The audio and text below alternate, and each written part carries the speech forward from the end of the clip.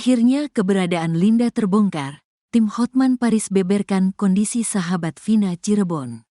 Akhirnya keberadaan dan kondisi Marlinda Putri atau Linda teman Vina Cirebon terkuak. Ternyata Linda selama ini tidak pernah menghilang seperti yang diisukan. Kuasa hukum keluarga Vina Cirebon, Putri Maya Rumanti mengungkap keberadaan dan kondisi terkini Linda yang sesungguhnya. Bahkan disebutkan dalam waktu dekat, Linda akan muncul ke publik untuk mengungkap fakta kasus pembunuhan Vina Cirebon. Ini disampaikan Putri lantaran dirinya sudah berkomunikasi dengan Linda. Sudah ada komunikasi dengan Linda, kata Putri selaku tim Hotman Paris. Ia menyebutkan, Linda akan muncul dalam waktu dekat untuk menyuarakan fakta kasus pembunuhan Vina Cirebon. Saat ini, Linda sedang terguncang dan butuh waktu untuk tampil ke masyarakat. Dia butuh waktu untuk muncul, ungkap Putri. Apalagi saat ini Linda sudah berkeluarga, sehingga perlu menjaga nama baik suaminya. Kasih dia kekuatan karena dia juga sudah punya suami, kata Putri. Ia menyebut, selama ini Linda tidak pernah kemana-mana apalagi menghilang seperti yang diisukan. Linda ada kok tidak kemana-kemana, cuma dia butuh waktu untuk muncul tampil ke masyarakat, terang Putri. Kini pihak kuasa hukum tengah mengupayakan agar Linda mendapat perlindungan dari LPSK. Sebab dia akan muncul dan memberikan keterangan guna membantu mengungkap kasus kematian Vina.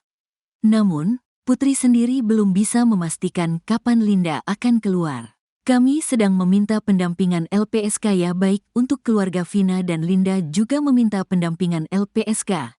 Tapi itu tadi kami belum bisa memastikan kapan Linda akan keluar, ungkap Putri. Muncul chat diduga Linda belakangan ini muncul chat diduga Linda di sebuah akun TikTok @nuansa.luna. Akun tersebut membagikan tangkapan layar pesan percakapan dengan seseorang yang diduga Linda. Dalam chat itu, Linda mengaku selama 8 tahun pasca kematian Vina, nyawanya terancam. Dia diteror di sosial media, hingga akhirnya memutuskan untuk pindah keluar pulau selama 2 tahun. Kakak kebayangkan jadi saya seperti apa? Saya ketakutan kak, makanya saya pergi jauh buat amanin nyawa saya dulu, tulis orang yang diduga sebagai Linda.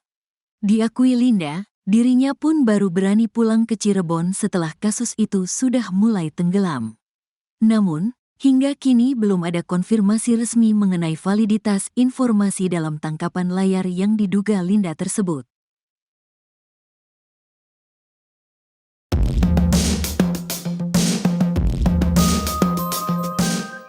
Anda akan melihat betapa kejadian itu diuraikan secara terperinci. Pengacara kondang Hotman Paris sebut 8 terpidana kasus Vina adalah kunci utama yang bisa mengungkap 3 DPO. Menurut Hotman, dalam BAP sudah diuraikan secara jelas. Bahkan ada salah satu pidana yang mengatakan kronologi saat menganiaya Vina. Dikutip dari Tribunnews.com, Hotman Paris, kuasa hukum almarhumah Vina, mengungkapkan fakta baru kasus Vina Cirebon. Hotman mengatakan 7 BAP pertama dari 7 terpidana sudah terlihat kronologi yang menimpa Vina. Dalam BAP juga sudah diuraikan secara rinci seperti jenis motornya hingga siapa boncengan dan bagaimana mereka menganiaya. Bahkan ada salah satu terpidana mengaku mereka saling berebut untuk memperkosa Vina. Hotman Paris juga mengatakan bahwa kunci untuk menangkap 3 DPO ada di 8 terpidana. Apabila 8 terpidana diinterogasi kembali, menurut Hotman 3 DPO berhasil ditangkap. Hotman 911 kuasa hukum keluarga almarhumah Vina. Apabila dibaca 7 BAP pertama dari 7 tersangka yang sudah terpidana, Anda akan melihat betapa kejadian itu diuraikan secara terperinci. Jenis motornya apa, siapa bonceng siapa, dan bagaimana mereka caranya memperkosa.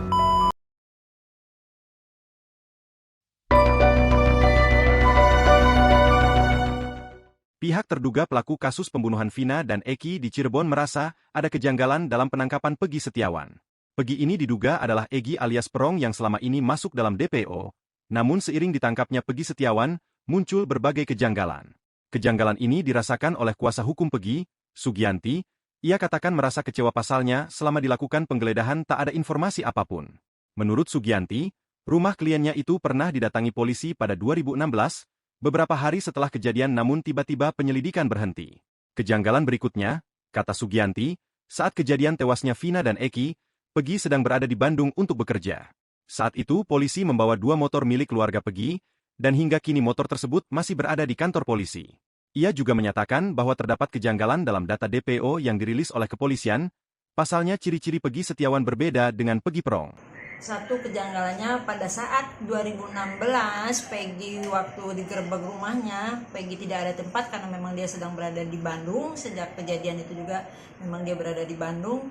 Kenapa perkara ini kok terhenti? Padahal kan sudah dilakukan penggerebekan, sudah dilakukan dan sudah diberitahukan bahwa Pegi itu ada di Bandung sedang bekerja sebagai buruh bangunan. Kenapa tidak prosesnya dilanjutkan saja? Kan menangkap seorang Pegi itu tidak susah.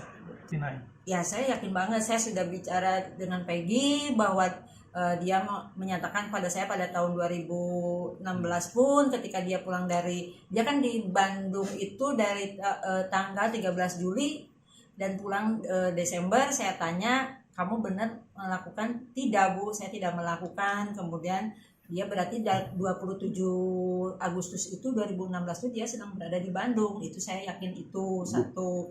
Kemudian dia itu adalah seorang Pegi, anak dari pembantu rumah tangga saya, yang tidak mungkin dia bisa melawan Eki atau berani membunuh Eki yang notabene adalah seorang anak polisi dan juga anggota geng motor. Dari data-data DPO dengan fakta kan tidak sama. Di DPO itu usia 31 tahun, kemudian rambut ikap, tinggi 160, alamat di Sutawinangun, sementara Pegi kan sih di Pongpongan.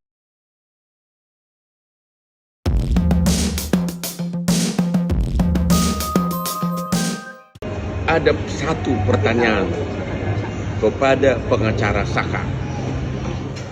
Pengacara keluarga Vina, Hotman Paris, kesal lantaran Saka Tatal mengaku tak terlibat kasus pembunuhan kliennya pada tahun 2016 lalu. Ia lantas mau bertanya kenapakah kuasa hukum Saka telah mengajukan peninjauan kembali atau PK setelah kliennya mengaku tak terlibat pembunuhan. Kekesalan Hotman disampaikannya dalam video yang diunggah di akun Instagram pribadinya Sabtu 25 Mei 2024. Hotman menyoroti pernyataan kuasa hukum Saka yang meyakini kliennya tak bersalah. Karenanya, Hotman menanyakan apakah sudah ada upaya hukum mulai dari banding hingga pengajuan PK dari pengacara Saka. Menurutnya, apabila kuasa hukum Saka merasa kliennya tak terlibat pembunuhan, seharusnya mengajukan PK. Apabila tak ada upaya hukum yang dilakukan, pernyataan kuasa hukum Saka akan gugur. Diketahui Saka Tatal tercatat sebagai salah satu mantan terpidana kasus pembunuhan Vina dan Eki. Ia divonis 8 tahun penjara, satu umurnya 15 tahun dan telah bebas pada April 2020 karena mendapatkan remisi. Setelah kasus ini kembali mencuat buntut viralnya film dokumenter kasus Vina, Saka dan kuasa hukumnya pun buka suara. Saka mengaku tak kenal dengan 2 korban yakni Vina dan kekasihnya Eki. Ia pun heran mengapa dirinya ikut terseret kasus pembunuhan ini. Ada satu pertanyaan kepada pengacara Saka. Apakah Anda mewakili Saka mengajukan upaya hukum banding atau PK terhadap putusan pengadilan yang menghukum Saka? Anda mengatakan bahwa Saka itu tidak terlibat, tidak bersalah. Anda begitu lantangnya ngomong di televisi berjam-jam, tampil di TV. Tapi maukah Anda menjawab pertanyaan yang sangat simpel ini? Sebab kalau Anda tidak banding, Anda tidak PK, maka semua